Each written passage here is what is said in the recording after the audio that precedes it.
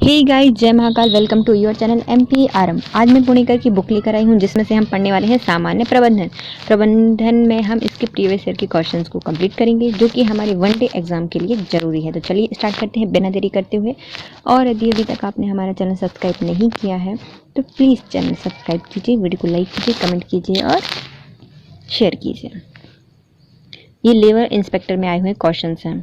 भारत में लेखा मानक एक इस विषय की व्याख्या करता है। जो हमारा लेखा मानक एक है वो क्या बताता है, तो वो बताता है लेखांकन नीतियों का प्रकटीकरण करता है। एक में क्या कर रहा है, वो एक प्रकटीकरण कर रहा है लेखांकन नीतियों का।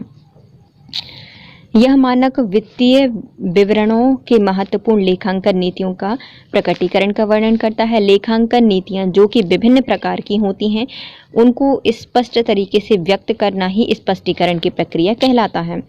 आवेदन प्रपत्र पर विवरणों के लिए क्या शब्द दिया जाता है, जिसमें सामान्य रूप से उम्मीदवार का नाम, जन्मतिथि, लिंग और वैवाहिक स्थिति और उसका पता होता है। तो ये उसकी व्यक्तिगत जानकारी होती है। उम्मीदवार या आवेदनकर्ता अपने जिसके अंतर्गत अपनी पूरी जानकारी स्पष्ट करनी होती है, जिसमें उसका नाम होता है, उसका जन्मतिथि होती है, उसका high school, high secondary school प्रमाण पत्र होता है, लिंग यानी पुरुष है या महिला है, वैवाहिक स्थिति, गैर वैवाहिक, अविवाहित पता और पूर्ण डाक पते को पिन कोड में सम्मिलित करता है। उसे क्या कहा जाता है, उसकी व्यक्तिगत जानकारी कहा जाता है।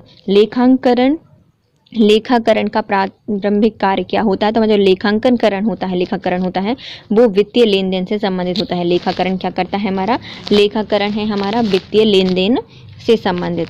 वित्तीय लेन देन में उसे संपत्ति या देयताओं की जानकारी देनी होती है, जिसके पास कितनी पूंजी है, रोकड़, माल, लाभ हानि आदि है, यह सब स्पष्ट जानकारी देनी होती है।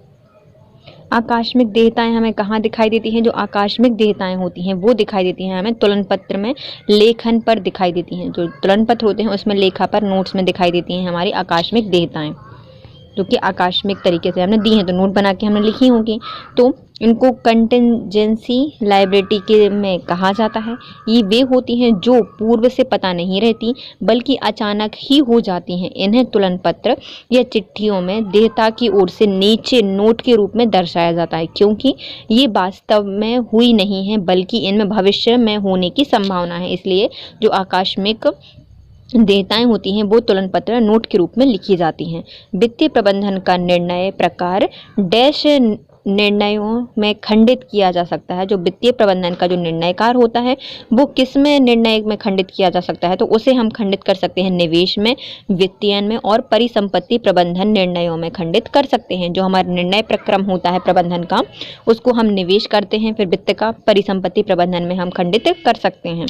वित्तीय प्रबंधन का निर्णय बड़ी सूझबूझ से किया जाता है, क्योंकि इस पर व्यापार, उद्योग, कंपनी की सफलता निर्भर होती है। ये 3 भागों में विभक्त होते हैं। पहला होता है निवेश या कितनी पूंजी लगाई जाना है, ये वित्तीयन यानी उसका नियोजन करना, कैसे उसका नियोजन करना है, और संपत्ति का प्रबंधन यानी कि फर्म की संपत्ति का पूर्ण विश्लेषण। इसमें 3 रूपों में इसको बांटा जाता है। वित्तीय प्रबंधन का निर्माण कैसे होता है, निर्णय सूझबूझ से करना पड़ता है। इसको सफल बनाने के लिए हम इसको 3 रूपों में व्यक्त करते हैं। पहला निवेश, कितनी पूंजी लगानी है, वित्तीयन मतलब उसका नियोजन कैसे करना है, और परिसंपत्ति मतलब उससे अपनी संपत्ति का पूर्ण विश्लेषण करना। प्रशिक्षण के इन क्षेत्रों में कौन एक कर्मचारी को उसके और उसकी समस्याओं को सफलतापूर्वक निपटान करने के लिए तैयार करता है। कौन सा प्रशिक्षण है जो कि इन क्षेत्रों में अपने एक कर्मचारी और उनकी समस्याओं को सफलतापूर्वक निपटाने में सहायक होता है, तो ये है समस्या समाधान प्रशिक्षण। अपनी समस्या का समाधान करने के लिए हम प्रशिक्षित कर रहे हैं, तो समस्या समाधान प्रशिक्षण करना पड़ता है। इसमें कर्मचारी अपने कार्य क्षेत्र की समस्याएं बताते हैं और प्रशिक्षक का अनुभव का लाभ लेते हुए उन्हें हल करते हैं। संयुक्त प्रभावन क्षमता डैश पर योगदान में परिवर्तन के प्रभाव का मापन करती है। तो जो हमारा संयुक्त प्रभावन क्षमता होती है वो क्षमता डैश पर मतलब योगदान में परिवर्तन के प्रभाव को दर्शाती है। तो ये क्या होते हैं, ईपीएस में दर्शाती हैं, या फिर ईपीएस पर योगदान में परिवर्तन के प्रभाव का मापन करती है। ईपीएस से तात्पर्य प्रति अंश आय से होता है। EPS का फुल फॉर्म क्या होता है? प्रति अंश आय से होता है। इसका तात्पर्य होता है कि अंश में या अंश से कंपनी की लाभदायकता कितनी प्रतिशत हो गई है, इसको इसमें देखा जाता है। तो हम संयुक्त प्रभावन क्षमता किसमें योगदान में परिवर्तन का प्रभाव का मापन करती है? तो ये करती है EPS में प्रभावन का मापन करती है। इस नियम के अंतर्गत ट्रायल्स बैलेंस या फिर जो शेष परीक्षण का मिलान हमेशा होना चाहिए। जो कौन सा ऐसा नियम है जिसमें ट्रायल बैलेंस या फिर जो शेष परीक्षण है वो किसके अंदर होना चाहिए? वो प्रत्येक डेबिट का एक तदनुरूप क्रेडिट होता है। इसमें क्या होता है? यह प्रत्येक डेबिट का एक तदनुरूप क्रेडिट होता है। जो ट्रायल बैलेंस में शेष परीक्षण होता है उसका मिलान हमेशा किससे होना चाहिए? जो डेबिट है, इसमें क्या बताया है हमने? ट्रायल बैलेंस के जो शेष परीक्षण है वो हमारे प्रत्येक डेबिट के तदनुसार क्रेडिट होना चाहिए। मतलब जितना डेबिट हुआ है उतना ही क्रेडिट होना चाहिए। दोहरा लेखा या द्विप्रविष्टि प्रणाली के अंतर्गत प्रत्येक लेन देन दो खातों को प्रभावित करता है, इसलिए प्रत्येक व्यवहार का एक बार नाम डेबिट किया जाता है और उसके दूसरा बार खाते का जो जमा होता है उसे क्या कहा जाता है? क्रेडिट कहा जाता है। इसलिए तलपट का नाम योग जमा योग बराबर होने चाहिए। मतलब डेबिट और क्रेडिट जो हैं वो हमेशा बराबर होने चाहिए। एक बैंक समाधान विवरण को डैश की सहायता से तैयार किया जाता है। जो बैंक का समाधान होता है उसको हम कैसे देखते हैं? तो उसको हम देखते हैं रोकड़ बही के बैंक कॉलम में और बैंक का विवरण। जो बैंक ने विवरण दिया है उस बैंक के कॉलम में रोकड़ बही कितनी है वो हम देखते हैं किसमें? बैंक समाधान विवरण में। रोकड़ बही के बैंक कॉलम और बैंक विवरण। रोकड़ बही के बैंक कॉलम और बैंक विवरण की सहायता से तैयार करते हैं। रोकड़ बही का शेष सदैव नाम होता है जबकि बैंक का शेष उसके विपरीत होता है। मतलब रोकड़ बही का नाम क्या होता है? का जो शेष होता है वो क्या होता है? सदैव उसका नाम होता है, जबकि जो बैंक का शेष होता है वो उसके विपरीत होता है। इस अनेक बार इसमें अंतर पाया जाता है जिसका कारण कुछ प्रविष्टियां रोकड़ बही में हो जाती हैं पर बैंक तक सूचना नहीं पहुंच पाती। इसी प्रकार कुछ लेन देन जैसे बैंक द्वारा दिया गया ब्याज उसमें पासबुक में दिखाई दिया जाता है पर ग्राहक को सूचना ना मिल पाने के कारण रोकड़ बही में प्रविष्टि से छूट जाता है। तो वो हमेशा कहाँ पर होता है? जो हमारा समाधान विवरण होता है वो रोकड़ बही के बैंक कॉलम में बैंक विवरण के अंतर्गत होता है। लोग अपने कार्य में बेहतर प्रदर्शन करते हैं जब उन्हें सहायक प्रतिक्रिया दी जाती है और वे डैश के अंतर्गत आते हैं। तो ये क्या हो रहा है भैया? उनके संबंध की सहायता आवश्यकता है। इसमें संबंध की आवश्यकता कहलाती है। इसमें लोग बेहतर प्रदर्शन करते हैं और उनको क्योंकि सहायक मिलती है, सहायक प्रक्रिया होती है जिसके कारण उसको क्या कहा जाता है? संबंध की आवश्यकता कहा जाता है। अभिप्रेरणा मतलब मोटिवेशन मिलने पर ही अच्छा प्रदर्शन निर्भर करता है। अभिप्रेरणा आपस में मधुर संबंध निर्माण करता है। नौकरी के वर्गीकरण जैसे CEO, राष्ट्रपति, उपराष्ट्रपति, कार्यकारी निर्देशक निम्नलिखित में से किसके साथ जुड़े हुए हैं? जो हमारे ये राष्ट्रपति, CEO, उपराष्ट्रपति, कार्यकारी निर्देशक ये हमेशा शीर्ष प्रबंधक के अंतर्गत आते हैं। प्रबंधन 3 स्तरों में होता है। शीर्ष स्तर का जो स्थान होता है वो सर्वोपरि होता है क्योंकि वही धुरी होती है जिसके आसपास सारा कार्य निर्भर करता है। यही योजना और कैसे क्रियान्वयन करना है इसका निर्देशन करती है। धन वक्तव्य के उपयोगों और स्रोतों को डैश के हिस्से के रूप में परीक्षित किया जाता है। जो धन वक्तव्य होते हैं उनको उपयोग और स्रोतों को डैश के हिस्से में परीक्षित किया जाता है। तो ये कैसे किया जाता है? निधि प्रवाह विश्लेषण। जो निधि है वो कैसे प्रवाह हो रही है इसमें विश्लेषण का किया जाता है। धन का जो वक्तव्य होता है उसका उपयोग करता है और स्रोत को कैसे निर्वाहन करना है तो निधि निर्वाह विश्लेषण के अंतर्गत उसको रखा जाता है। निधि निर्वाह विश्लेषण यानी रोकड़ बही विश्लेषण द्वारा संचालन, विनियोग, वित्तीय प्रक्रियाएं परिलक्षित होती हैं जो धन के उपयोग और स्रोत को परीक्षित करती हैं। क्या करती हैं? धन के उपयोग को और स्रोत को परीक्षित करती हैं जो कि निधि का प्रवाह बताता है। प्रतिफल की आवश्यकता दर जो ऋण निवेश को शेयर धारकों के हितों का रक्षा करने के लिए बनाई जाती है, उसे क्या कहा जाता है? प्रतिफल की आवश्यकता दर। ऐसी दर जो कि प्रतिफल की आवश्यकता है, जो ऋण निवेश को शेयर धारकों हितों का संरक्षण करने के लिए दी जाती है, तो ये होती है ऋण की लागत। क्यों दी जाती है? जो शेयर धारक होते हैं उनके हितों की रक्षा करने के लिए बनाई जाती है ऋण की लागत। जो ऋण की लागत होती है के आधार पर प्रतिफल की आवश्यकता दर के निर्माण करती है। क्या करती है? ऋण की लागत के आधार पर प्रतिफल की आवश्यकता दर निर्माण होती है। प्रबंधकों की परिष्कृत प्रणाली विकसित करने में मदद करता है। डैश जो प्रबंधन है उसकी परिष्कृत प्रणाली विकसित करने में मदद करता है, जिससे सूचना पर बेहतर नियंत्रण मिल सकता है। तो ये क्या होता है? कंप्यूटर पर आधारित सूचना प्रणाली प्रबंधन की परिष्कृत प्रणाली को विकसित करता है, जिससे उसमें मदद मिलती है और बेहतर नियंत्रण किया जा सकता है। कंप्यूटर आधारित सूचना प्रणाली वर्तमान समय में AIS द्वारा सूचना का बेहतर नियंत्रण किया जा सकता है। पूंजीगत व्यय डैश में परिलक्षित होता है। तो जो हमारा पूंजीगत व्यय होता है वो बैलेंस शीट में या फिर तुलन पत्र में रखा जाता है। जितनी भी हमने पूंजी व्यय की है वो कहाँ रखेंगे भी? हम तोल तोल के व्यय करेंगे। तो पूंजीगत व्यय कहाँ रखा जाता है? हमारे तुलन पत्र में रखा जाता है। पूंजीगत व्यय वे होते हैं जिनकी प्रकृति स्थायी और दीर्घकालीन होती है, जैसे कि स्थायी संपत्ति का क्रय, फर्म की सामाजिक क्षमता बढ़ाने से उसका व्यय आदि। क्षमता बढ़ाने के किया गया व्यय, ये सब हमारे क्या होते हैं? पूंजी व्यय होते हैं और ये रखे जाते हैं तौल तौल के तुलन पत्र में। नियंत्रण विस्तृति को निर्धारित करने का सूत्र किसने प्रस्तुत किया था? तो नियंत्रण विस्तृति को निर्धारित करने का जो सूत्र है वो बताया था हमारे ग्लूनास ने। VA ग्लूनास ने बताया था कि भैया किसी को नियंत्रण करके रखना है तो ये हम कैसे कर सकते हैं? नियंत्रण करना है तो उसमें अच्छा सा ग्लू लगा दो। तो ग्लूनास ने इसको कहा था। गैल्यूनास ने नियंत्रण की विधि में एक सूत्र को समझाया था। निम्नलिखित में से क्या कथन सही नहीं है? मुद्रास्फीति की वजह से समय के साथ मुद्रा का मूल्य कम हो जाता है। तो हाँ भैया, मुद्रास्फीति आएगी तो हमारा मूल्य कम हो जाएगा और हम क्या करेंगे? बहुत सारा सामान खरीदेंगे, मतलब महंगाई बढ़ जाएगी। इसका मतलब यही होता है ना। जब इसमें मुद्रा मूल्य में कमी के कारण व्यक्ति भविष्य की तुलना में वर्तमान में सामान खरीदना पसंद करता है, तो ये भी सही है भैया। हमारी यदि मुद्रा का मूल्य गिर जाएगा तो हम क्या कर सकते हैं? भविष्य में तुलना के अब वर्तमान में सामान खरीदना पसंद करते हैं। मुद्रा का कालांतरण काल माना नहीं जाता, तो ये गलत है। मान नहीं होता, बल्कि जो पैसे का मूल्य होता है वो अलग समय पर अलग अलग होता है, तो ये भी सही है। मुद्रास्फीति में क्या होता है? जो मूल्य होता है, मुद्रा का मूल्य होता है वो कम हो जाता है, ये सही है।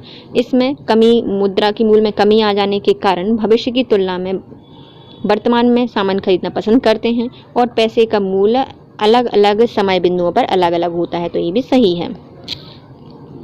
निम्नलिखित में से कौन सा निधि स्रोत है? निधि का स्रोत कौन सा है? केवल इमारत की बिक्री कर दो पैसे आ जाएंगे, शेयर जारी कर दो पैसे आ जाएंगे, और लिया हुआ जो सावधिक ऋण है वो भी होता है। उपयुक्त तो सभी हमारे निधि के स्रोत हैं। एक अनूठा प्रतीक जो कि ब्रांड का हिस्सा होता है। कैसे दिखाते? प्रतीक है तो हमारा क्या हो? ब्रांड का लोगो होगा। यह एक ग्राफिकल चित्र या चिन्ह होता है जो कि बड़ी कंपनियों द्वारा अपने उत्पाद के लिए प्रयोग किया जाता है। इसे देखते ही कंपनी का मूल ब्रांड मालूम पता चल जाता है।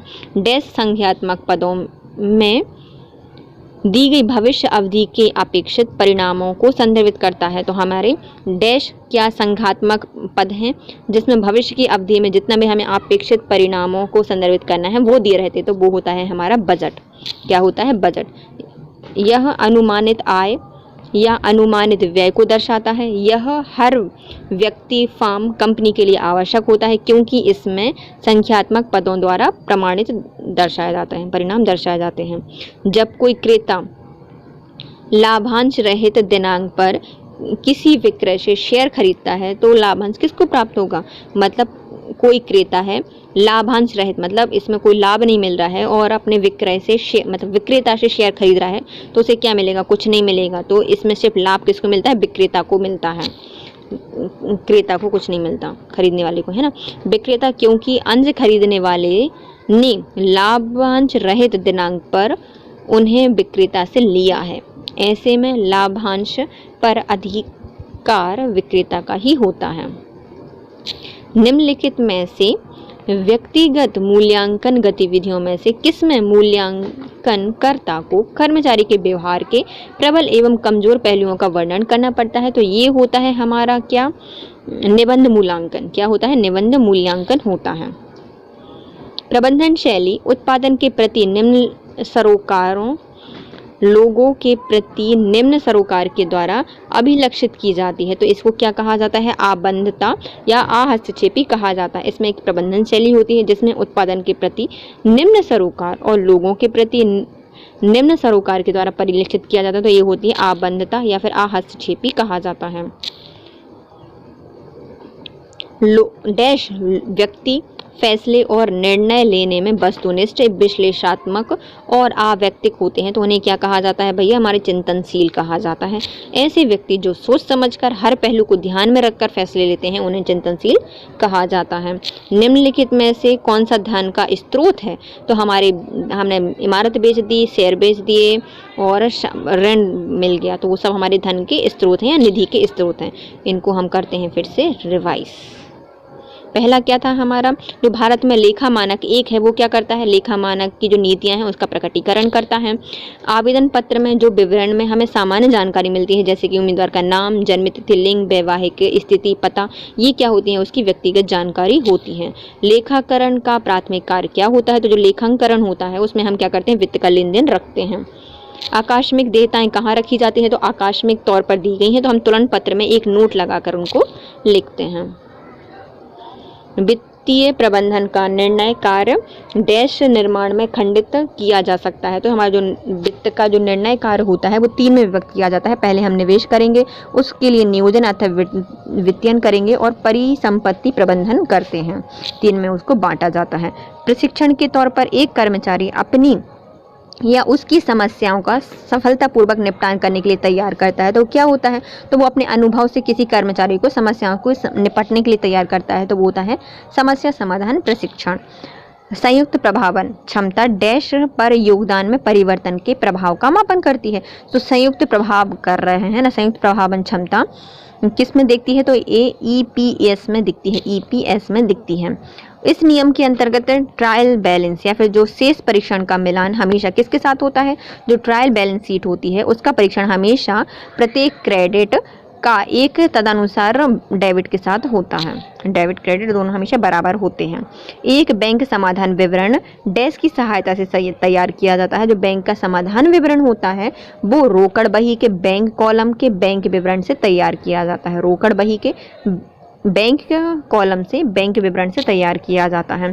लोग अपने कार्य में बेहतर प्रदर्शन करते हैं, इसमें सहायक प्रतिक्रिया दी जाती है। तो उन्हें क्या कहा जाता है? मतलब यदि कोई कर्मचारी अच्छा काम कर रहा है उसके लिए सहायक प्रतिक्रिया दी जा रही है, तो इस संबंध की आवश्यकता है। नौकरियों के वर्गीकरण जैसे कि CEO, राष्ट्रपति, उपराष्ट्रपति, कार्यकारी निदेशक, ये किसके अंतर्गत आते हैं? ये होते हैं हमारे शीर्ष प्रबंधक। धन वक्तव्य के उपयोग एवं स्रोत को डैश के हिस्से के रूप में परिलक्षित किया जाता है। जो धन का वक्तव्य का उपयोग होता है और स्रोत को कैसे हम किस हिस्से में परिलक्षित करते हैं? तो ये करते हैं हम अपने निधि प्रवाह विश्लेषण में। प्रतिफल की आवश्यक दर जो कि ऋण निवेश को शेयर धारकों के हितों को संरक्षण करने के लिए बनाया गया है, उसे क्या कहा जाता है? ऐसी प्रतिफल की आवश्यक दर है जो कि ऋण निवेश को शेयर धारकों के हितों के संरक्षण के लिए बनाया गया है। ये होती है हमारी ऋण की लागत। प्रबंधक को परिष्कृत प्रणाली विकसित करने में मदद करने में कौन बेहतर नियंत्रण देता है? तो हमारे प्रबंधन को परिष्कृत प्रणाली विकसित करने में मदद देता है हमारा कंप्यूटर आधारित सूचना प्रणाली।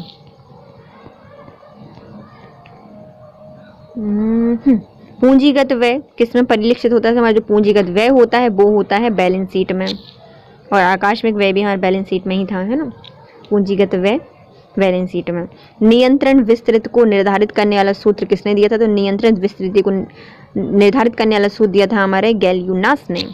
निम्नलिखित में कौन सा कथन सही नहीं है? जब मुद्रास्फीति आती है तो मुद्रा का मूल्य कम हो जाता है, तो ये सही है। मुद्रा मूल्य में कमी के कारण व्यक्ति भविष्य की तुलना में तुरंत पैसे खर्च करना पसंद करता है, तो ये सही है। और इसका जो पैसे का मूल्य होता है समय समय पर अलग अलग बिंदुओं पर अलग अलग होता है, ये भी सही है, लेकिन कालांतर में इसका मान नहीं होता। निम्नलिखित में कौन सा स्रोत है निधि का? तो इमारत को बेच दो, निधि मिल जाएगी। शेयर बाजार और जो सावधिक ऋण होते हैं वो सब हमारे निधि के स्रोत होते हैं। अनूठा प्रतीक जो कि ब्रांड का हिस्सा होता है, क्या होता है? वो हमारा होता है लोगो। संख्यात्मक पद जो कि भविष्य अवधि में अपेक्षित परिणामों को संदर्भित करता है, तो वो होता है बजट, जो कि हमें दिखाता है कितना आएगा, कितना हमें व्यय करना है। जब कोई क्रेता लाभांश रहित दिनांक पर अपने शेयर्स को बेचता है, ये नहीं खरीदता है, जब कोई क्रेता लाभांश रहित दिन पर किसी विक्रेता से कोई शेयर खरीदता है तो वो लाभ किसको मिलेगा? तो मिलेगा विक्रेता को। निम्नलिखित में से व्यक्ति मूल्यांकन गतिविधियों से मूल्यांकनकर्ता को कर्मचारी के व्यवहार के प्रबल एवं कमजोर पहलू का वर्गीकरण करता है, तो ये क्या होता है भैया? निबंध मूल्यांकन। प्रबंधन शैली उत्पादन में निम्न सरोकार तथा लोगों के प्रति निम्न सरोकार के द्वारा अभिलक्षित किया जाता है। ऐसी कौन सी प्रबंधन शैली है जो कि उत्पादन के प्रति भी निम्न सरोकार होती है और लोगों के प्रति भी निम्न सरोकार होती है? तो ये होती है भैया अपनी आबद्धता या फिर अहस्तक्षेपी प्रबंधन। डैश व्यक्ति अपने फैसले निर्णय लेने में बिल्कुल वस्तुनिष्ठ होता है, विश्लेषक होता है और आव्यक्तिक होता है, तो इसे कहा जाता है चिंतनशील। निम्नलिखित में कौन सा धन का स्रोत होता है? तो ये है हमारी इमारत की बिक्री, शेयर जारी करना और सावधिक ऋण, ये सब हमारे निधि या धन के स्रोत हैं। अब आते हैं हमारे फिर से अपन नेक्स्ट क्वेश्चन है ना, शॉप फ्लोर कार्यकर्ता निम्नलिखित में से किसके साथ जुड़े होते हैं? जो शॉप फ्लोर कार्यकर्ता होते हैं वो किससे जुड़े होते हैं? वो जुड़े होते हैं निम्न स्तर से। क्या होते हैं? निम्न स्तर के होते हैं। सबसे निचला स्तर होता है शॉप फ्लोर कार्यकर्ता है ना, जो कि अन्य दो स्तरों की तरह नींव होते हैं। निम्नलिखित में से कौन सी कार्यशील पूंजी का स्रोत नहीं है? तो वाणिज्यिक पत्र है, बैंक ड्राफ्ट है, बिलों की बुनाई है, लेकिन असुरक्षित आवधिक ऋण है, वो कभी कार्यशील पूंजी नहीं होते। असुरक्षित आवधिक ऋण वे ऋण होते हैं जिनके पीछे कोई गारंटी नहीं होती। कच्चे माल की खरीदी के लिए भुगतान या बिक्री से नकदी की वसूली के बीच में जो समय अंतराल होता है उसे क्या कहा जाता है? उसे कहा जाता है नगद चक्र या फिर कैश साइकिल कहा जाता है। यह किसी कंपनी की संपूर्ण तंदुरुस्ती यानी नगद का स्वास्थ्य बताती है। एक संगठन में निम्नलिखित में से कौन सा कार्य कर्मचारियों के कौशल और क्षमताओं को बढ़ाता है? तो उसका प्रशिक्षण। क्या किया जाता है? प्रशिक्षण दिया जाता है। प्रबंधन की नियुक्तिकरण का यह एक अनिवार्य अंग होता है जिसका उद्देश्य नए कर्मचारियों को उनकी योग्यता एवं कौशल को बढ़ाने में मदद करता है। प्रशिक्षण से उनकी छुपी हुई कौशलता बाहर निकलती है और वे फर्म के लिए ज़्यादा उपयोगी हो जाते हैं।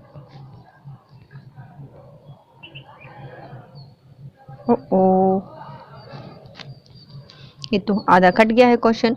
चरण की आवश्यकता परिवर्तन को सम्मिलित कर उसे उपयोगी बना सकते हैं। ऐसा कौन सा कार्य है जिसमें परिवर्तन करके उसको अधिक उपयोगी बना सकते हैं? कौन सा चरण है? तो ये हम कर सकते हैं किसके द्वारा? प्रक्रिया की समीक्षा करके। जो प्रतिक्रिया है, प्रक्रिया चल रही है, उसकी समीक्षा करके हम उसे और उपयोगी बना सकते हैं। तो समीक्षा करने से क्रियान्वयन की कमियां ज्ञात हो जाती हैं और उन्हें सुधारा भी जा सकता है। डैश लोगों को आंकने की प्रवृत्ति होती है जो कि उस समूह के अवगम पर आधारित होती है, इससे संबंधित होते हैं। तो ऐसी कौन सी प्रवृत्ति है जो कि लोगों को आंकने के या फिर उनको जज करने की प्रवृत्ति होती है, जो कि किस पर आधारित होती है? तो ये होती है स्टीरियोटाइपिंग या फिर रूढ़िबद्धता होती है। क्या होती है? रूढ़िबद्धता होती है।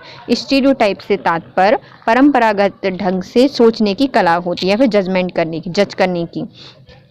कौन सा सिद्धांत में यह माना जाता है कि नेताओं में कुछ सहज अंतर्जात व्यक्तित्व लक्षण होते हैं? तो इन्हें क्या कहा जाता है? इन्हें कहा जाता है नेतृत्व का वैशेषिक सिद्धांत। क्या कहा जाता है? नेतृत्व का वैशेषिक सिद्धांत। यह सिद्धांत कहता है कि नेताओं में कुछ सहज या फिर अंतर्जात व्यक्तित्व लक्षण होते हैं।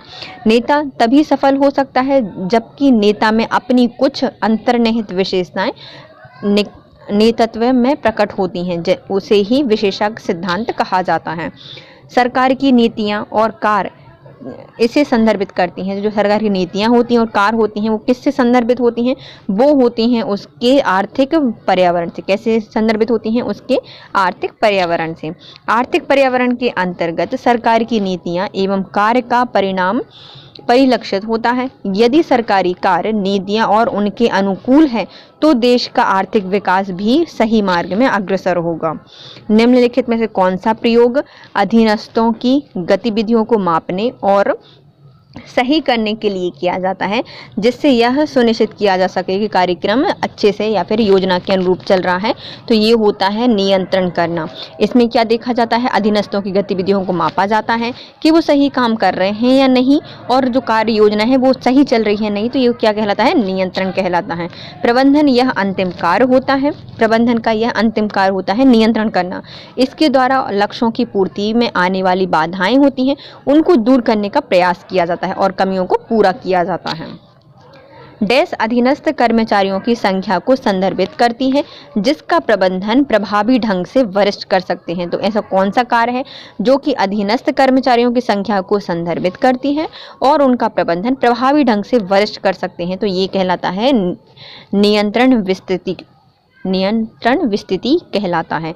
नियंत्रण विस्तृति अधीनस्थ कर्मचारियों की संख्या को संदर्भित करती है और उसका प्रबंधन प्रभावी ढंग से वरिष्ठ कर सकता है। इसे क्या कहा जाता है? नियंत्रण विस्तृति कहा जाता है।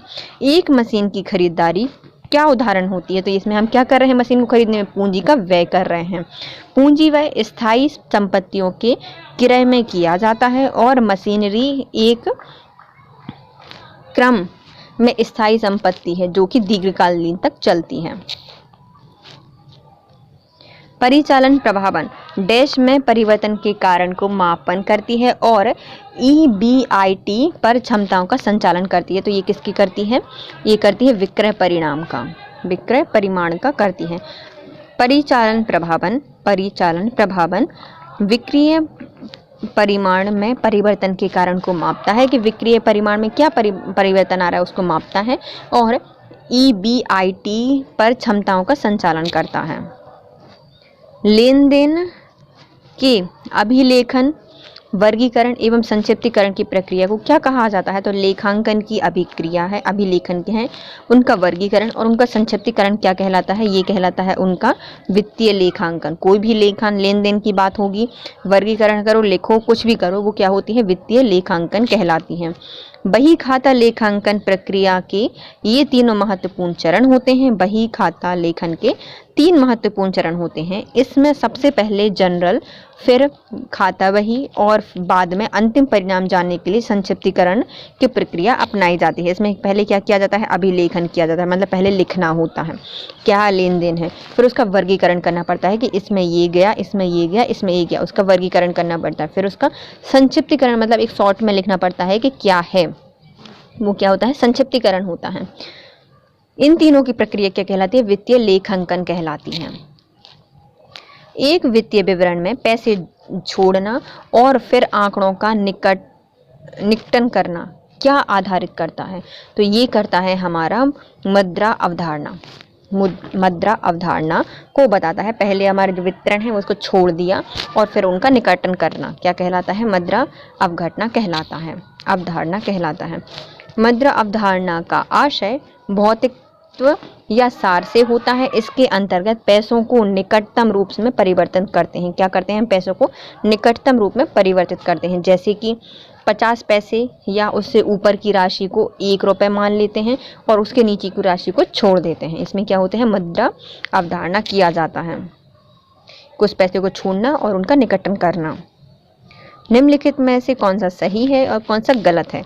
तो विवरणात्मक न्याय क्या होता है? व्यक्तियों के बीच राशि का पृथक्करण, निष्पक्षता और पुरस्कारों का आवंटन करना क्या कहलाता है? वितरणकरण कहलाता है। तो ये सही है। लेकिन क्रियात्मक न्याय व्यक्तियों की अवधारणा को निर्धारित करने के लिए प्रयुक्त प्रतिक्रिया का पृथक्करण निष्पक्ष होता है। तो ये गलत है, बी गलत है। निम्नलिखित में कौन सी घटना का पूर्वानुमान HRP की सहायता से लगाया जा सकता है? तो HRP की सहायता से हम क्या कर सकते हैं? क्षरण दर का लगा सकते हैं। तो HRP का अर्थ होता है ह्यूमन रिसोर्स प्लानिंग। इसके द्वारा हम क्षरण दर का घटती कार्य क्षमता से पता लगा सकते हैं कि कितना क्षरण हो रहा है। रोकड़ बही के अनुसार बैंक ड्राफ्ट क्या होते हैं? तो रोकड़ बही के अनुसार जो बैंक ड्राफ्ट होते हैं वो होते हैं जमा शेष।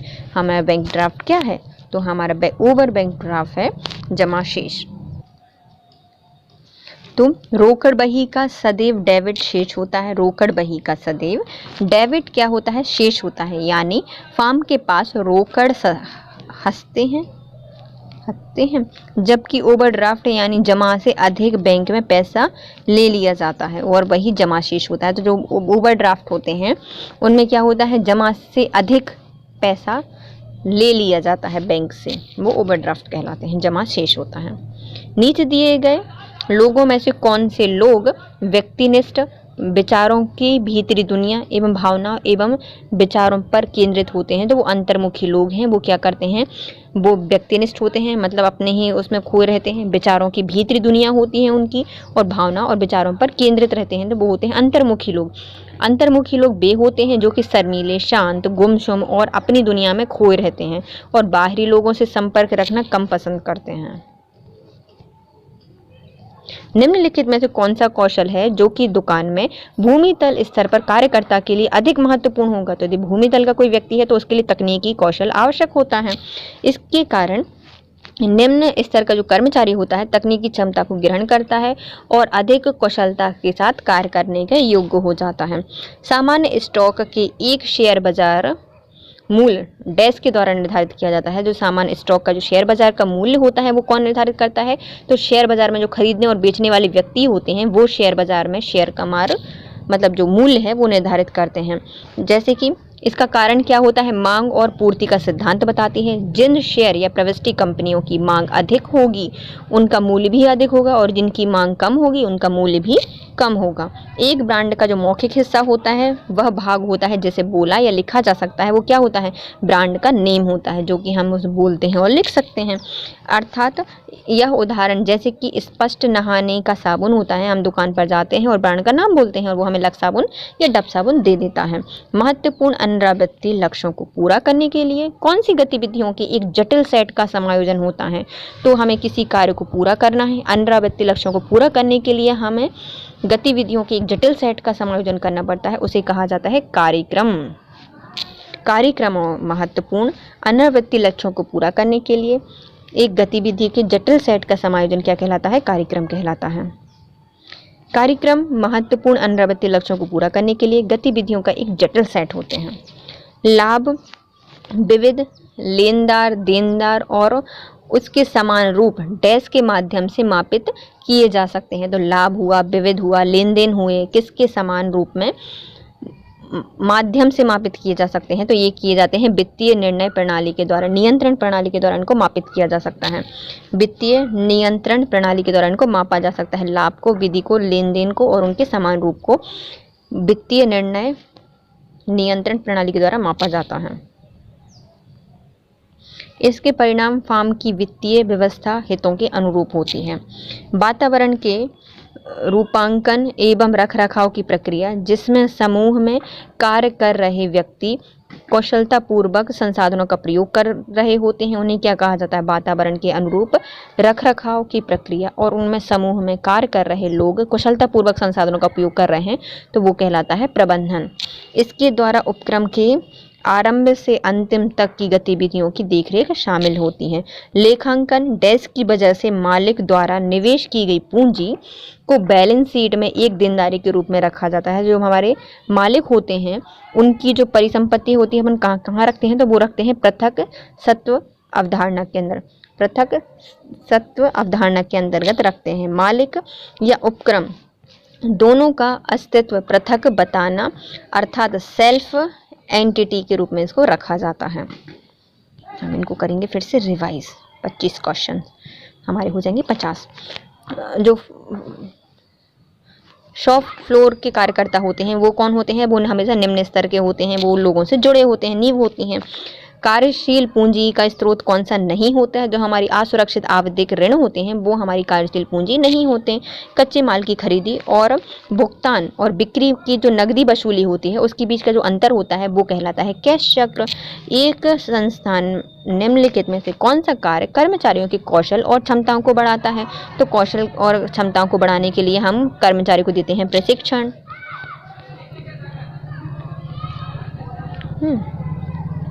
लोगों को आंकने की प्रवृत्ति, जिसमें उस समूह के अवगुण पर आधारित होती है कि वह कैसी अवधारणा है उस पर आधारित होती है, तो इसको कहा जाता है स्टीरियोटाइप।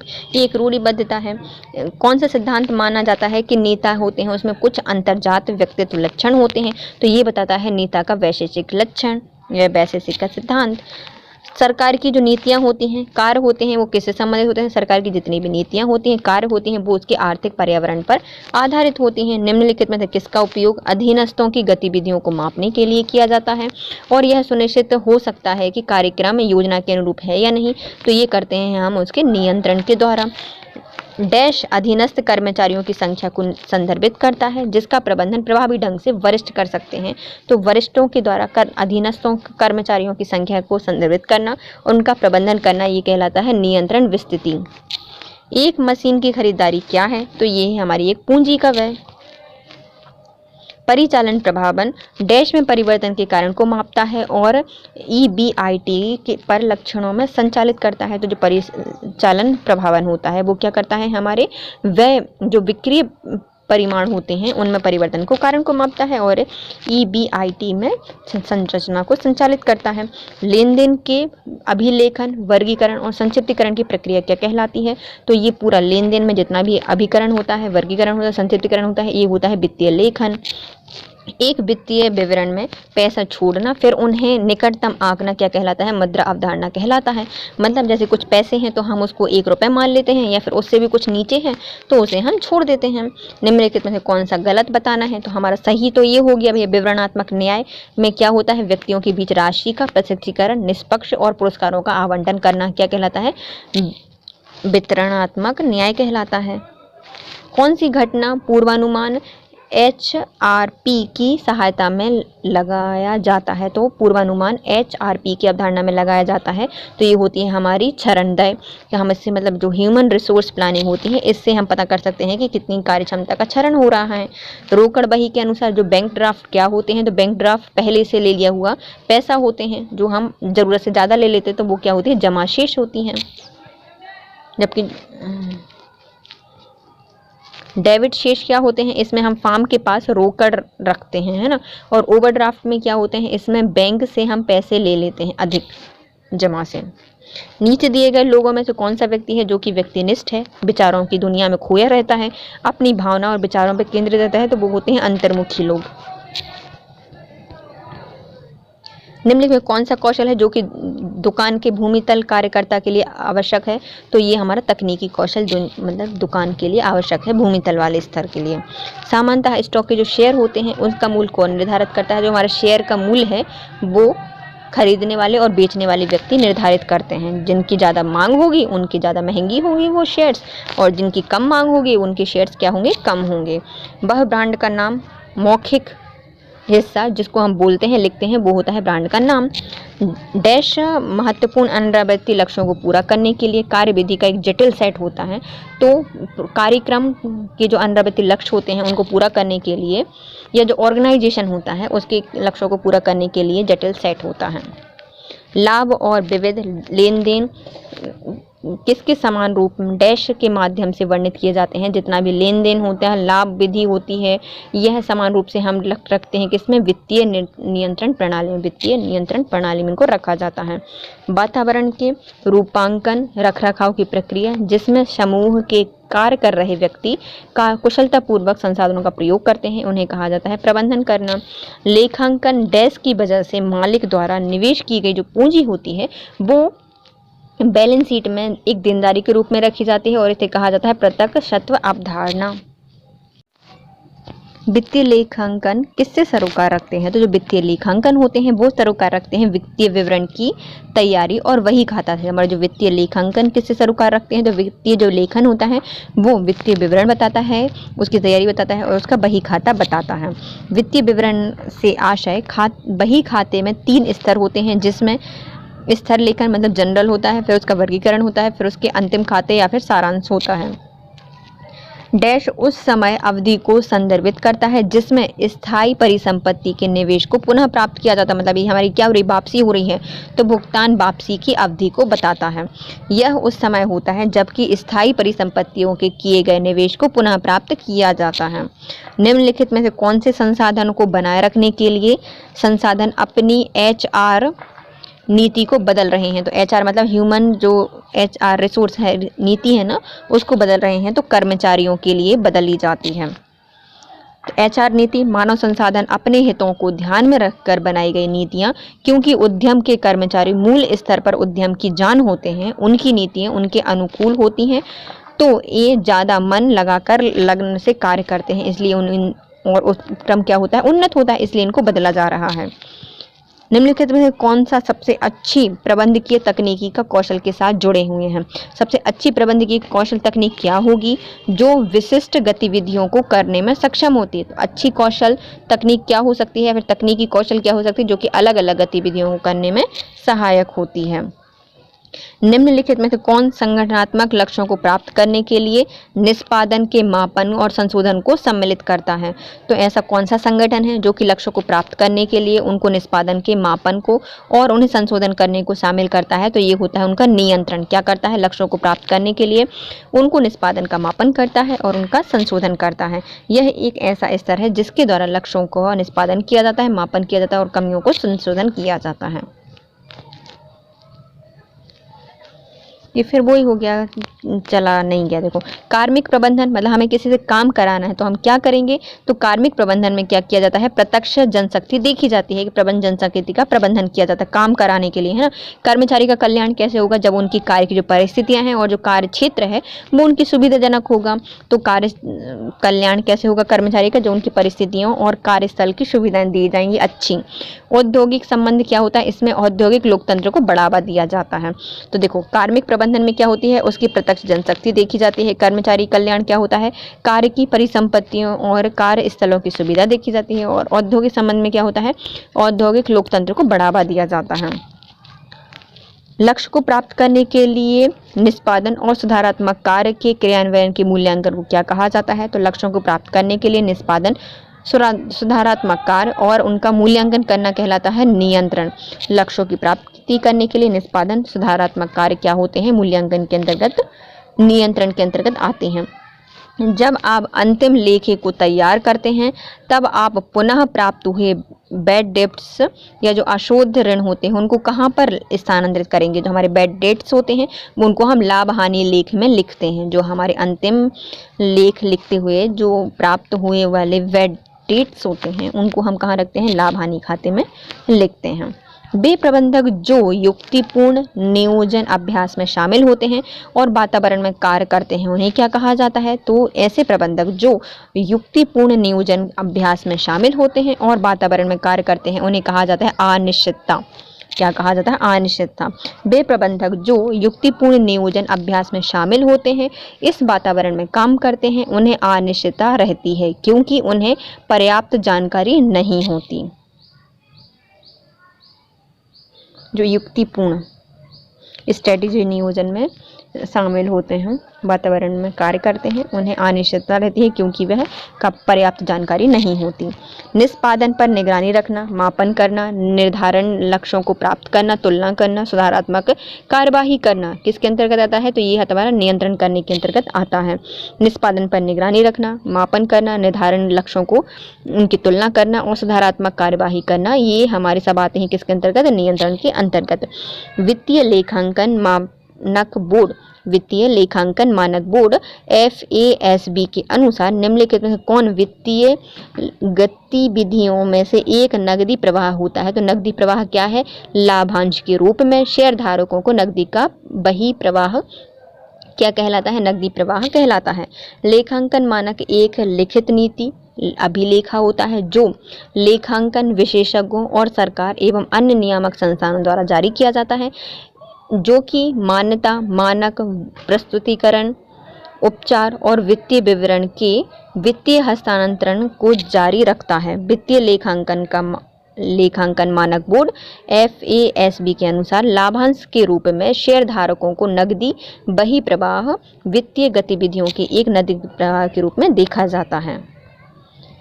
लेखा प्रवृत्ति का अभिलेखन सर्वस्वीकृत एवं लेखांकन सिद्धांत के अनुसार किया जाता है। यदि इसमें किसी सिद्धांत का उल्लंघन या नज़रअंदाज किया गया है तब यह कौन सा उल्लंघन माना जाएगा, या फिर इस उल्लंघन के कारण जो त्रुटि होगी उसको कौन सी त्रुटि मानी जाएगी, तो ये होती है हमारी लापरवाही की त्रुटि। लेखा प्रवृत्ति का अभिलेखन करने में सर्वस्वीकृत लेखांकन सिद्धांत के अनुसार किया जाता है, लेकिन इसमें किसी सिद्धांत का उल्लंघन किया गया है या फिर नज़रअंदाज किया गया है तो यह उल्लंघन कहलाता है हमारा लापरवाही की त्रुटि।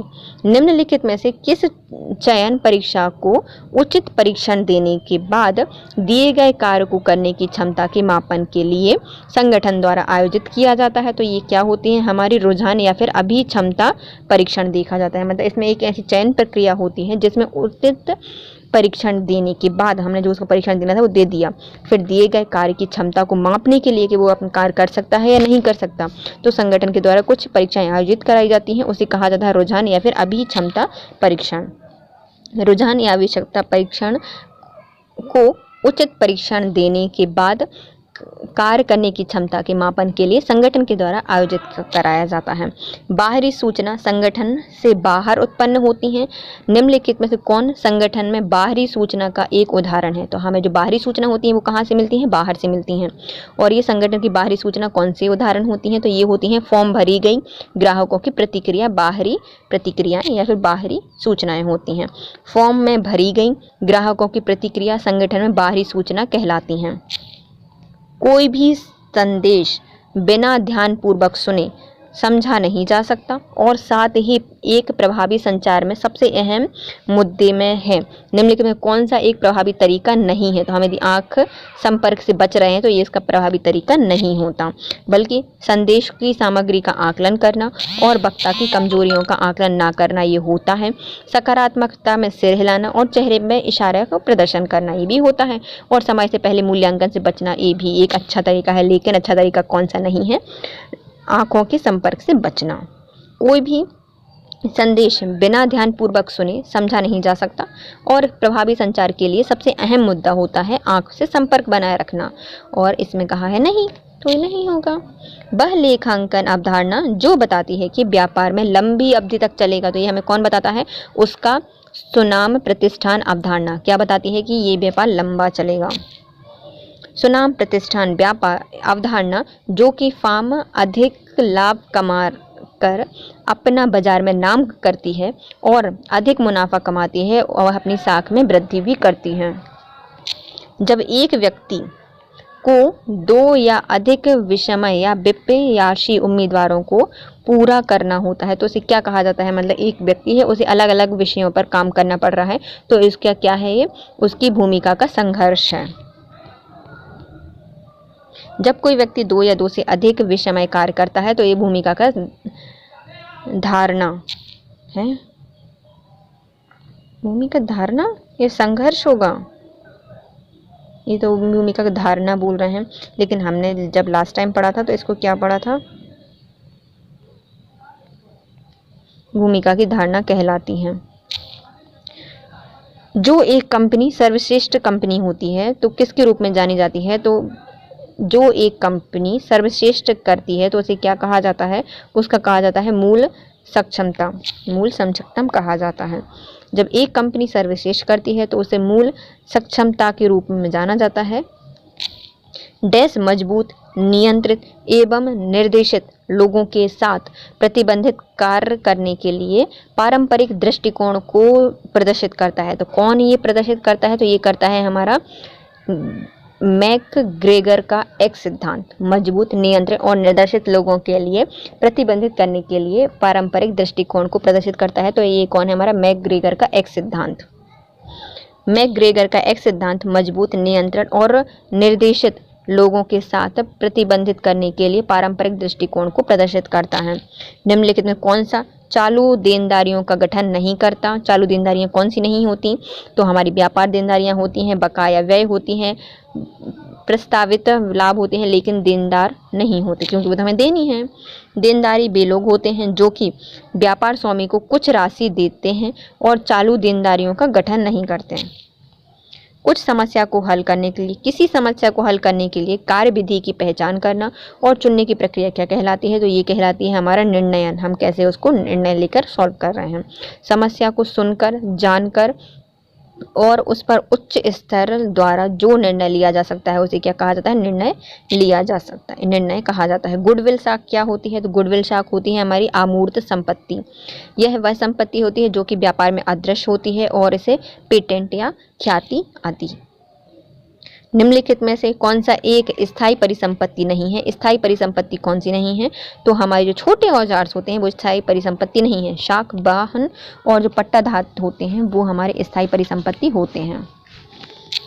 एक कंपनी दिवालिया हो चुकी है और उसकी देनदारियां उसकी परिसंपत्ति से अधिक हैं, तो शेयरधारक क्या देंगे? कुछ भुगतान नहीं करेंगे, कुछ भी देने के लिए नहीं कहा जाएगा। वह परिसंपत्ति जो कि अल्प समय अवधि के अंदर नकद में परिवर्तित हो जाती है उसे क्या कहा जाता है? तरल परिसंपत्ति कहा जाता है। इनको करेंगे हम रिवाइज। वित्तीय लेखांकन जिसमें सरोकार रखते हैं, तो वित्तीय लेखांकन किससे सरोकार रखते हैं? मतलब वित्तीय लेखांकन करने में इनको 3 भागों में बांटा जाता है। पहले हम उनके लेखांकन का विवरण तैयारी और बही खाता देखते हैं। वित्तीय विवरण की तैयारी देखते हैं और बही खाता देखते हैं। अब बनाने के टाइम क्या करते हैं? 3 में बांटते हैं। पहले हमारा एक स्तर लेखन या जनरल करते हैं, फिर उनका वर्गीकरण करते हैं, फिर उनका संक्षिप्तीकरण या फिर सारांश लिखते हैं। उस समय अवधि को निष्पादित करते हैं जिसमें स्थायी परिसंपत्तियों के निवेश में पुनः प्राप्त किया जाता है। तो हमारा वो निवेश या परिसंपत्ति जो पुनः प्राप्त हो गई है तो उसे क्या कहा जाता है? भुगतान, वापसी, पे बैक अवधि कहा जाता है। किस संसाधन को बनाए रखने के लिए जो संसाधन अपनी HR नीतियां बदल रही हैं, तो कर्मचारियों के लिए HR नीतियां बदली जा रही हैं। निम्नलिखित में कौन सी सबसे अच्छे प्रबंधनीय नीति के लिए कौशल के सबसे साथ जुड़े होते हैं? तो सबसे अच्छी तकनीकी कौशल के साथ कौन जुड़ा होता है? जो कि विशिष्ट गतिविधियों को करने में सक्षम होता है। कौन सा संगठन है लक्ष्यों को प्राप्त करने के लिए निष्पादन के मापन एवं संशोधन को करता है? तो निष्पादन करेगा, संशोधन करेगा, मापन करेगा, तो ये क्या कर रहा है? नियंत्रण कर रहा है। मतलब कार्मिक प्रबंधन देखना है तो हम क्या करेंगे? कार्मिक प्रबंधन में प्रत्यक्ष जनशक्ति का प्रबंधन करते हैं। कर्मचारी का कल्याण कैसे होगा? कार्य की परिस्थिति देखेंगे और कार्यस्थल की सुविधाएं देखेंगे। औद्योगिक संबंध हम कैसे पता चलेगा? तो औद्योगिक लोकतंत्र को बढ़ावा देने से पता चल जाएगा। यदि लक्ष्यों को प्राप्त करना है और निष्पादन कर रहे हैं, उनको सुधारात्मक कार्य कर रहे हैं, उनका क्रियान्वयन कर रहे हैं और मूल्यांकन कर रहे हैं, तो ये हम क्या कर रहे हैं? नियंत्रण कर रहे हैं। जब आप अंतिम लेख को तैयार करते हैं और तब हमें पुनः प्राप्त हुए जो बैड डेब्ट्स होते हैं उनको हम कहाँ लिखेंगे या कहाँ स्थानांतरित करेंगे? उनको लिखेंगे हम लाभ हानि खाते में या लेखे में। वे प्रबंधक जो युक्तिपूर्ण नियोजन अभ्यास में शामिल होते हैं, मतलब युक्तिपूर्ण नियोजन में शामिल हैं और वातावरण में कार्य कर रहे हैं, वो क्या होते हैं? अनिश्चितता का अनुभव करते हैं। निष्पादन पर निगरानी रखना, मापन करना, निर्धारित लक्ष्यों की प्राप्ति के लिए तुलना करना और सुधारात्मक कार्यवाही करना, ये क्या होता है? नियंत्रण करने के अंतर्गत आता है। FASB मतलब वित्तीय लेखांकन मानक बोर्ड के अनुसार जो हमारे एक नकदी प्रवाह होता है वो क्या होता है? लाभांश के रूप में शेयरधारकों को नकदी बही प्रवाह। लेखा प्रविष्टि का अभिलेखन करना सर्वस्वीकार लेखांकन सिद्धांत के अनुसार किया जाता है। यदि इसमें किसी सिद्धांत का उल्लंघन किया गया है या नज़रअंदाज किया गया है तो किस प्रकार का उल्लंघन होता है? तो ये लापरवाही की त्रुटि होती है। किसी चयन परीक्षा को उचित परीक्षण देने के बाद किए जाने वाले कार्य करने की क्षमता के मापन के लिए संगठन के द्वारा एक परीक्षा आयोजित की जाती है जिसको क्या कहा जाता है? रुझान या फिर अभिक्षमता परीक्षण कहा जाता है। बाहरी सूचना या फिर संगठन के बाहर से उत्पन्न होने वाली जो सूचना होती हैं वो उनका क्या उदाहरण है? तो हमारी बाहरी सूचना का उदाहरण है फॉर्म में भरी जाने वाली ग्राहकों की प्रतिक्रिया, एक बाहरी सूचना का उदाहरण है। कोई भी संदेश बिना ध्यानपूर्वक सुने समझे उसे प्रभावी संचार नहीं किया जा सकता। इसमें कौन सा तकनीक नहीं होती अच्छे से ध्यान से सुनने की? तो हम संपर्क, आंखों के संपर्क से बचना, यह अच्छी तकनीक नहीं है। वह लेखांकन अवधारणा जो बताती है कि व्यापार यह लंबी अवधि तक चलेगा, तो ये कौन बताता है? तो ये बताती है हमें सुनाम प्रतिष्ठान अवधारणा। सुनाम प्रतिष्ठान अवधारणा हमें बताती है कि लेखांकन बहुत लंबी अवधि तक चलेगा, यह व्यापार लंबी अवधि तक चलेगा। जब कोई व्यक्ति 2 या 2 से अधिक विश्वासी उम्मीदों को पूरा करता है तो उसे भूमिका धारणा कहते हैं या फिर भूमिका का संघर्ष कहते हैं। 2 में ऑप्शन में है, लेकिन इसे बी मान रहे हैं, मतलब सी मान रहे हैं लोग, है ना। जब कंपनी सर्वश्रेष्ठ करती है तो किस रूप से जाना जाता है? तो जब कोई भी कंपनी है सर्वश्रेष्ठ काम कर रही है तो वो क्या कर रही है? मूल क्षमता से काम कर रही, सात क्षमता से काम कर रही है। डैश मजबूत, नियंत्रित, निर्देशित लोगों के लिए प्रतिबंधित करने के लिए पारंपरिक दृष्टिकोण को प्रदर्शित करती है। तो ये किसने बताया था? तो ये मैक्स ग्रेगर का ऐसे सिद्धांत है। चालू देनदारियों का गठन कौन नहीं करता? तो चालू देनदारियां हमारी देनदारियां नहीं होती, बल्कि व्यापार का लेन देन होती है, प्रविष्टि लाभांश होते हैं और बकाया व्यय होते हैं। किसी समस्या को हल करने के लिए कार्य विधि की पहचान करना या चुनना कौन सी प्रक्रिया होती है? तो समस्या को हल करने के लिए जो हम क्रिया विधि अपनाते हैं वो कहलाती है निर्णयन करना। गुडविल शार्क क्या होती है? तो गुडविल शार्क होती है हमारी अमूर्त परिसंपत्तियां। एक स्थायी परिसंपत्ति कौन सी नहीं है? तो छोटे औजार कभी स्थायी परिसंपत्तियां नहीं होती। यदि एक कंपनी दिवालिया हो गई है तो और उसकी देनदारियां परिसंपत्तियों से अधिक है तो शेयरधारकों को क्या भुगतान करना पड़ेगा? कुछ भी भुगतान नहीं करना पड़ेगा। यह परिसंपत्ति जो अल्प समय अवधि में अंदर नगद में परिवर्तित की जा सकती है, तो जो बहुत कम समय में नगद में परिवर्तित हो सकती है उसे तरल परिसंपत्ति कहा जाता है। नेक्स्ट आता है मानव संसाधन प्रबंधन का निम्नलिखित में से कौन सा प्रकार भविष्य मानव संसाधन आवश्यकताओं को पहचानना होता है और कार्मिक जरूरतों के पूर्वानुमान को सम्मिलित करता है? तो ये कौन करता है? तो ये करता है हमारा नियोजन। क्या करता है? प्रकार करता है और भविष्य मानव संसाधनों की आवश्यकता को पहचानता है और कार्मिक जरूरतों का पूर्वानुमान लगाता है। प्रशिक्षण संतुलन या ट्रायल बैलेंस में यदि मजदूरी को वेतन के साथ जोड़ दिया जाता है तो वेतन और मजदूरी के रूप में दिखाया जा रहा है, तो यह क्या अभिलेखित करता है? तो परीक्षण संतुलन मतलब ट्रायल बैलेंस में यदि मजदूरी को वेतन के साथ जोड़कर वेतन और मजदूरी के रूप में दिखाया जा रहा है तो ये क्या दिखाया जा रहा है? लाभ और हानि लेखा को दिखाया जा रहा है। वेतन लाभ और हानि खाता में दिखाया जाता है क्योंकि यह परोक्ष व्यय होता है।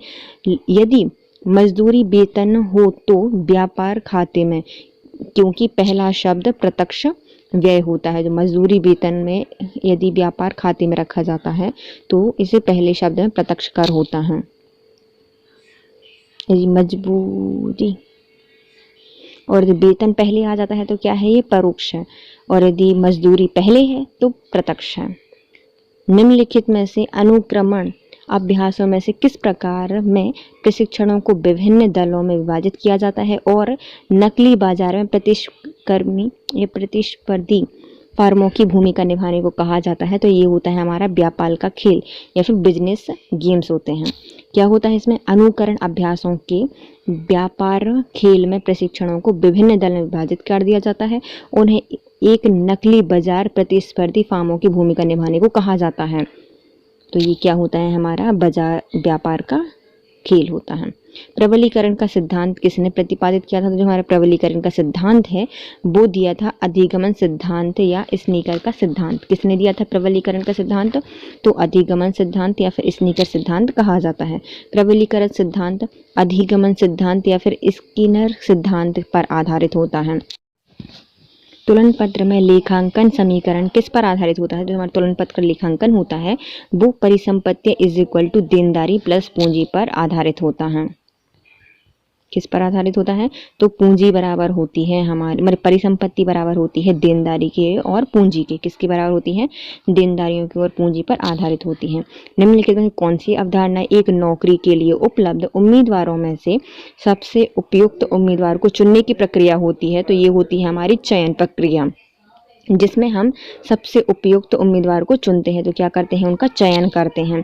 चयन प्रक्रिया नियुक्तिकरण का पहला शोपन होता है जिसमें मानव संसाधन उपयुक्त उम्मीदवारों की चयन प्रक्रिया को अपनाता है। निवेश मापदंडों में से निम्नलिखित तरीकों में से कौन सा तरीका बट्टागत नगद प्रवाह मापदंडों के अंतर्गत आता है? तो कौन सा तरीका है जो कि बट्टागत नगद प्रवाह मापदंड के अंतर्गत आता है। तो ये होती है हमारी आंतरिक प्रतिफल दर, हमारे अंदर का आंतरिक प्रतिफल में जो दर होती है वो क्या कहलाती है, एक बट्टागत नगद प्रवाह मापदंड कहलाता है। निवेश मापदंड में निम्न तरीकों से आंतरिक प्रतिफल दर बट्टागत नगद प्रवाह मापदंड के अंतर्गत आता है, अतः सी सही है। निम्नलिखित में से कौन सा C1 हीन संचार के लिए रोध नहीं है? C1 मतलब सीमलेस संचार के लिए रोध नहीं है, तो ये नहीं है हमारा उचित योजना, सीमलेस के लिए नहीं है। लेकिन कौन कौन सी होती है, तो दोषपूर्ण अनुवाद होता है, विकृत संचार होता है और बुरी तरीके से व्यक्ति का संदेश ये होते हैं। लेकिन कौन नहीं होता, तो उचित योजना नहीं होती। उचित योजना मतलब सीमन हीन संचार के लिए रोध नहीं होता। निम्नलिखित में कौन सा ट्रायल बैलेंस या फिर कच्चा मिलान का उद्देश्य नहीं है? तो हमारा जो कच्चा मिलान होता है उसका उद्देश्य नहीं होता क्या, व्यापार के लाभ का आकलन करता। हमारा कभी जो ट्रायल बैलेंस होता है वो व्यापार का लाभ नहीं देखता। वो क्या क्या देखता है, लेखा प्रवृष्टि की अंक गणितीय सटीकता की जांच करता है, वित्तीय विवरण के आधार बनाता है और वही मतलब खाता वही को संक्षिप्त करता है।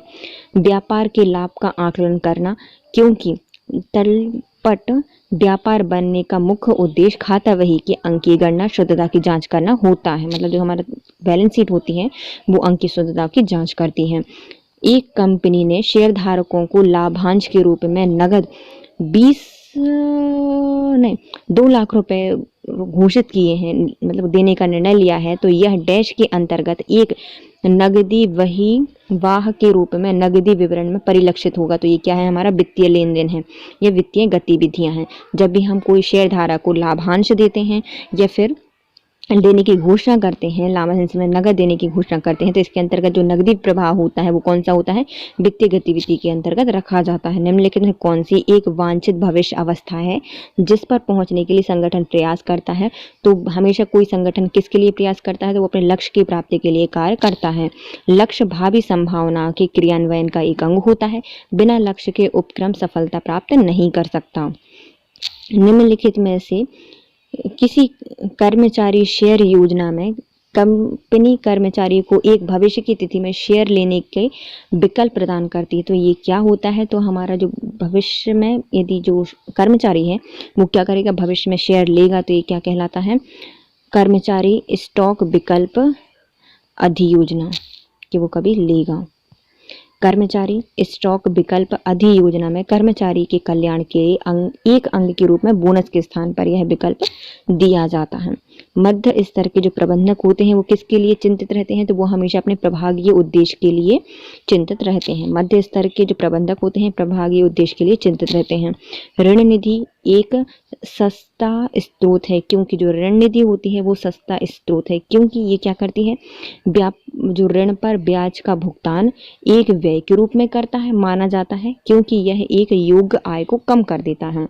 जो ऋण होते हैं, ऋण पर ब्याज का भुगतान एक व्यय के रूप में माना जाता है, क्योंकि यह योग्य आय को कम कर देता है। जब व्यापार का मालिक अपने निजी प्रयोग के लिए व्यापार से धन निकालता है तो उसे क्या कहा जाता है, उसे कहा जाता है आहरण। क्या कहा जाता है, आहरण कहा जाता है। आहरण से तात्पर्य उस राशि या माल से होता है जो व्यापारी स्वामी अपने किसी उपयोग के लिए लेता है। उम्मीद खरीदारी की प्रक्रिया शुरू हो जाती है जब हम खरीदारी की प्रक्रिया कब शुरू हो जाती है, जब हमें या फिर जो खरीदार होता है उत्पादक या सेवा के लिए जरूरत को पहचान लेता है तो खरीदारी की प्रक्रिया शुरू हो जाती है। खरीदारी की प्रक्रिया तब शुरू हो जाती है जब खरीदार उत्पाद सेवा की जरूरतों को पहचान लेता है। निम्नलिखित में कौन से नेताओं की विशेषता तो सत्यशील और गैर धोखेबाज बनाकर उनमें और उनके अनुयायियों के बीच संबंधों में विश्वास का निर्माण करती है? तो ऐसी कौन सी विशेषता है नेताओं की जो उन्हें सत्यशील और गैर धोखेबाज बनाकर अपने अनुयायियों के बीच में संबंध की विशेषता बनाते हैं? तो ये है उनकी ईमानदारी और सत्यनिष्ठा। ईमानदार और सत्यनिष्ठा नेता की विशेषता होती है जो सत्यशील और गैर धोखेबाज बनकर उनमें और उनके अनुयायियों के बीच संबंधों में विश्वास का निर्माण करती है। एक सीपीयू के प्रमुख घटक क्या क्या होते हैं, तो हमारा जो सीपीयू होता है उसमें एक रजिस्टर होता है, एक नियंत्रक सहायक होता है, सहायक मेमोरी होती है, एक अर्थमेटिकल लॉजिकल यूनिट भी होती है। नियंत्रक, रजिस्टर और अर्थमेटिकल लॉजिकल यूनिट एक सीपीयू के अंतर्गत होते हैं। एक सेंट्रल प्रोसेसिंग यूनिट सीपीयू जिसकी बुनियादी गणित, तार्किक निर्णय, इनपुट आउटपुट के संचयन के निर्देश के द्वारा निर्देशित प्रदर्शन से एक कंप्यूटर प्रोग्रामों के निर्देशन से बाहर किया जाएगा कि कंप्यूटर के भीतर इलेक्ट्रॉनिक विद्युत परिपथ तंत्र है। नियंत्रण इकाई, register set, arithmetical logical unit CPU के प्रमुख घटक होते हैं। एक ग्राहक से अशुद्ध ऋण या बैड डेब्ट्स वसूला गया है तो वो कहाँ रखा जाएगा? यदि हमने किसी ग्राहक से अशुद्ध ऋण या फिर बैड डेट्स वसूला है तो वो हमारी रखी जाएंगे किसमें? प्रॉफिट लॉस लेखा के क्रेडिट में किया जाएगा। तो कहाँ रखा जाएगा? उनको प्रॉफिट एंड लॉस लेखा में क्रेडिट किया जाएगा। एक ग्राहक से अशुद्ध या बैड डेट्स वसूला जा रहा है तब वह प्रॉफिट एंड लॉस क्रेडिट मतलब अकाउंट में क्रेडिट किया जाएगा। निम्नलिखित में कौन सा कथन सत्य नहीं है?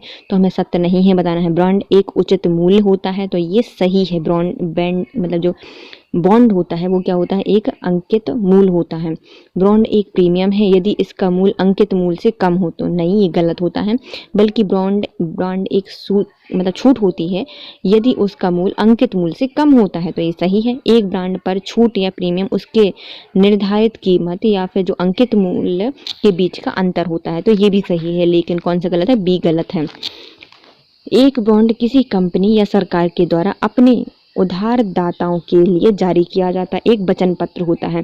यह बॉन्ड ऋण का एक साक्ष्य होता है जिस पर जारीकर्ता कंपनी बॉन्ड धारक को प्रायः निर्दिष्ट या समय अंतराल के लिए ब्याज की एक निर्दिष्ट राशि का भुगतान करने का वादा करती है और समाप्ति की तिथि पर मूल ऋण चुकाने के बाद मतलब वादा करती है। और निम्नलिखित बॉन्ड एक प्रीमियम होता है यदि उसका मूल्य अंकित मूल्य से कम होता है, अर्थात कथन बी गलत है। डैश समय अवधि के अंदर वाले लेन देन में वित्तीय खाते तैयार होते हैं, तो 12 माह की अवधि के लिए वित्तीय खाते तैयार होते हैं। 12 महीने की समय अवधि के लिए ही वित्तीय खाते तैयार किए जाते हैं। कौन सा दृष्टिकोण अनुबंध कहलाता है? यह करता है कि जिस रूप में और कब सामग्री की आवश्यकता हो बस जब वह वैसे ही आ जानी चाहिए। तो ये कौन सा अनुबंध होता है? तो ये होता है हमारा JIT अनुबंध। सही समय पर प्रणाली होती है। दृष्टिकोण अनुबंध करता है। यह एक ऐसा दृष्टिकोण है जिसमें जिस रूप में जब हमें सामग्री की आवश्यकता होगी बस उसी समय हमें सामान मिल जाएगा। तो ये क्या होते हैं? जस्ट इन टाइम, सही समय पर, है ना। सही समय प्रणाली दृष्टिकोण अनुबंध करता है कि जिस रूप में जब या कब सामग्री की आवश्यकता होगी बस हमें तभी सामान मिल जाना चाहिए। संगठन में प्राधिकरण के 3 प्रमुख कार्य क्या होते हैं? तो संगठन होता है उसमें प्राधिकरण के 3 कार्य कौन कौन से होता है? एक होता है लाइन, स्टाफ और प्रकार्यात्मक। लाइन होती है, स्टाफ होते हैं और उस पर कार्य करने वाले प्रकारात्मक होते हैं। संगठन में प्राधिकारी में संगठन के 3 प्रमुख कार्य होते हैं। पहली लाइन होती है, स्टाफ होता है और प्राधिकरण होता है, वह प्राधिकारात्मक होता है। व्यवसाय की कुल चालू परिसंपत्तियों में निवेशित पूंजी डैश के रूप में जानी जाती है। जो व्यवसाय होता है उसमें जो चालू परिसंपत्तियां होती हैं उसमें निवेशित पूंजी कैसे जानी जाती है? तो निवेशित पूंजी होती है हमारी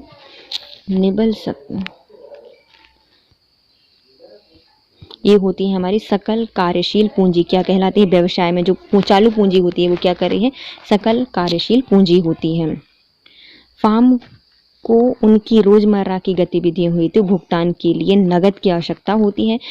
उन्हें वेतन, कच्ची सामग्री, बिलों और अन्य नई मदों हेतु भुगतान करना होता है। इन कार्यों हेतु उपलब्ध धनराशि को फर्म की कार्यशील पूंजी कहा जाता है। कार्यशील पूंजी का मुख्य उद्देश्य वर्तमान परिसंपत्तियां होती हैं क्योंकि ये अल्प अवधि परिसंपत्तियां होती हैं जिनका उपयोग फर्म नकदी के सर्जन हेतु कर सकती है। व्यवसाय की कुल चालू परिसंपत्तियों में निवेशित पूंजी को सफल कार्यशील पूंजी के रूप में जाना जाता है। किस दृष्टिकोण का ये तर्क था कि व्यवसाय प्रतिष्ठान का बाजार मूल्य पूंजी संरचना को बिल्कुल भी प्रभावित नहीं करती? तो ये किसका दृष्टिकोण था या किसका तर्क था कि व्यापार में प्रतिष्ठान का जो बाजार होता है, बाजार मूल्य पूंजी संरचना को बिल्कुल ही प्रभावित नहीं करती? तो ये कहा था नेविल प्रचालन आय दृष्टिकोण ने। किसने कहा था? नेविल प्रचालन आय दृष्टिकोण ने कहा था। नेविल प्रचालन आय दृष्टिकोण का ये तर्क था कि जो व्यवसाय है वह प्रतिष्ठान का बाजार मूल्य पूंजी संरचना का बिल्कुल भी प्रभावित नहीं करती। पूंजी संरचना को बिल्कुल भी प्रभावित नहीं करती बाजार। इसके साथ हम फिर से करेंगे। मानव संसाधन के लिए निम्नलिखित में कौन सा प्रकार भविष्य मानव संसाधनों की आवश्यकता को पहचानता है और उनकी कार्मिक जरूरतों का पूर्वानुमान लगाता है? तो ये होता है उनकी प्लानिंग करना अर्थात नियोजन करना। बैलेंस शीट के लिए यदि मजदूरी के वेतन के साथ मजदूरी और वेतन के रूप में दिखाया जाता है, मतलब पहले वेतन है फिर मजदूरी है, तो ये क्या होती है? परोक्ष होती है, अर्थात ये हमारा लाभ हानि लेखा में लिखा जाएगा, है ना। और यदि हमारा मजदूरी और वेतन होता तो वो प्रत्यक्ष होता। निम्नलिखित में किसका अनुकरण अभ्यास में किसी प्रकार के प्रशिक्षणों को बिना दल में, मतलब क्या करते हैं, प्रशिक्षण के अभ्यास देने के लिए उनको अलग अलग दलों में विभाजित कर दिया जाता है और नकली बाजार में प्रतिस्पर्धा फार्म को भूमिका निभाई जाती है। तो ये क्या होता है? हमारा व्यापार खेल होता है।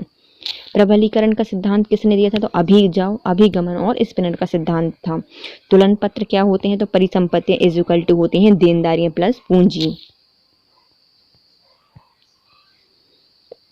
निम्नलिखित में कौन सी अवधारणा एक नौकरी के लिए उपलब्ध उम्मीदवारों में उसमें उपयुक्त उम्मीदवार को चुनना होता है? तो सबसे अच्छे उम्मीदवार को चुनना क्या कहलाता है? चयन कहलाता है। निम्नलिखित में से निवेश मापदंड में से निम्नलिखित तरीके में कौन सा तरीका है जो कि बट्टागत नगद प्रवाह मापन करता है? तो बट्टा है और नगद प्रवाह कर रहा है, तो ये क्या कर रहे हैं? हमारा आंतरिक प्रतिफल दर बताती है, आंतरिक प्रतिफल दर को बताता है। निम्नलिखित में सीमन संचार के लिए कौन सा रोध नहीं होता? तो सीवनहीन संचार के लिए नहीं होता उचित योजना बनाना रोधक। रोधक कौन कौन से होते हैं? दोषपूर्ण अनुवाद होता है, विकृत संचार होते हैं और बुरी तरह से व्यक्त करना भी होता है। निम्नलिखित में कौन सा ट्रायल बैलेंस या फिर कच्चे मिलान का उद्देश्य नहीं है? तो कच्चे मिलान का उद्देश्य क्या नहीं है? लाभ के व्यापार के लाभ का आकलन करना। एक कंपनी ने शेयरधारकों को यदि लाभांश नगद के रूप में दिया है या देने की घोषणा की है, तो ये किसके अंतर्गत नगदी विवरण रखा जाएगा? तो ये लिखा जाता है वित्तीय गतिविधि के अंतर्गत। कौन सी एक अवांछित भविष्य अवस्था होती है जिस तक पहुंचने के लिए संगठन प्रयास करता है? मतलब एक अवस्था है जो कि भविष्य में होगी और संगठन उसके लिए कार्य कर रहा है, तो ये होता है लक्ष्य। किसमें कर्मचारी शेयर योजना एवं कर्मचारियों को एक भविष्य की तिथि पर शेयर लेने का विकल्प प्रदान करता है? तो हमारी कोई भी कंपनी है, उसके कर्मचारी हैं, उनसे बोलेंगे कि आप भविष्य में शेयर खरीद लो, तो ये कौन क्या कहलाता है? कर्मचारी स्टॉक विकल्प अधियोजना। कर्मचारी स्टॉक विकल्प अधियोजना कहलाती है। मध्यस्थ जो प्रबंधक होते हैं वो किसके लिए चिंतित रहते हैं? तो मध्यस्थ प्रबंधक हमेशा प्रभागी उद्देश्य के लिए चिंतित रहते हैं। ऋण निधि का एक सस्ता स्रोत है, क्यों? क्योंकि जो ऋण निधि होती है उसमें क्या होता है? ऋणों पर ब्याज का भुगतान एक व्यय के रूप में माना जाता है कि हमने इतना व्यय कर दिया है ना ब्याज, इसलिए यह कर योग आय को कम कर देता है, जो योग आय है उसको कम कर देता है। जब व्यापार का मालिक अपने निजी उपयोग के लिए व्यापार से धन लेता है तो उसे कहा जाता है आहरण। खरीदारी की प्रक्रिया शुरू हो जाती है, खरीदारी हम कब प्रारंभ हो जाती है? जब हमारा जो खरीदार होता है उत्पाद या सेवा की जरूरत को महसूस कर लेता है। एक नेता की विशेषता होती है कि वह सत्यशील और गैर धोखेबाज बनकर अपने उम्मीदवारों के बीच संबंध स्थापित करता है। तो कौन सा गुण होता है? उसकी ईमानदारी और सत्यनिष्ठा का गुण। एक सीपीयू में क्या मुख्य घटक होते हैं? तो सीपीयू में होता है हमारा नियंत्रक यूनिट, रजिस्टर सेट और अर्थमेटिकल लॉजिकल यूनिट इसके अंतर्गत होती है। एक ग्राहक से अशुद्ध या फिर बैड डेट्स वसूला जाता है। जो हमारे अशुद्ध डेट्स होते हैं वो कहाँ रखे जाते हैं? तो अशुद्ध या फिर बैड डेट्स होते हैं हमारे प्रॉफिट एंड लॉस लेखा में क्रेडिट किए जाते हैं। निम्नलिखित में कौन सा सत्य नहीं है? जो हमारे बॉन्ड होते हैं वह अंकित मूल होता है, तो ये सही है। बॉन्ड एक प्रीमियम होता है और इसका मूल्य अंकित मूल्य से कम होता है, तो ये गलत है। बॉन्ड एक छूट होती है जिस पर अंकित मूल्य से कम होता है जिसका मूल्य, तो ये सही है। और यह एक बॉन्ड छूट या प्रीमियम होता है जिसकी निर्धारित कीमत अंकित मूल्य से कम होती है या फिर उसका अंतर होती है। जो हमारे वित्तीय खाते होते हैं वो 12 महीने की समय अवधि के लिए तैयार किए जाते हैं। दृष्टिकोण अनुबंध करता है कि जिस रूप में कब सामग्री की आवश्यकता हो वह वैसे ही मिल जाए, तो ये करता है हमारा जस्ट इन टाइम JIT प्रणाली या सिस्टम। संगठन में प्राधिकरण के 3 प्रमुख कार्य क्या होते हैं? तो किसी भी ऑर्गेनाइजेशन में 3 कार्य होते हैं। पहला होगा हमारे लाइन, फिर होगा उस पर स्टाफ और दूसरा क्या होगा उसका प्रकारात्मक। व्यवसाय की जो कुल चालू परिसंपत्तियां होती हैं वो निवेशित पूंजी डैश के रूप में होती हैं। जो हमारी चालू परिसंपत्तियां कैसे निवेश की जाती हैं? तो सकल कार्यशील पूंजी के रूप में निवेश के रूप में जानी जाती हैं। यदि कृषि दृष्टिकोण ये तर्क देता है कि व्यवसाय प्रतिष्ठान का बाजार मूल्य है तो पूंजी संरचना को बिल्कुल ही प्रभावित नहीं करता। तो ऐसा कौन सा दृष्टिकोण है जो कि हमें बताता है कि व्यवसाय प्रतिष्ठान का बाजार मूल्य है और पूंजी संरचना को बिल्कुल ही प्रभावित नहीं करता? तो ये बताता है हमें निविड़ प्रचालन आय दृष्टिकोण। ये कौन सा व्यवसाय प्रतिष्ठान का बाजार मूल्य है जो कि पूंजी संरचना को बिल्कुल ही प्रभावित नहीं करता? तो ये बताता है निवल प्रचलन दर दृष्टिकोण बताता है। इसके साथ होता है video complete. If you like my video please share subscribe.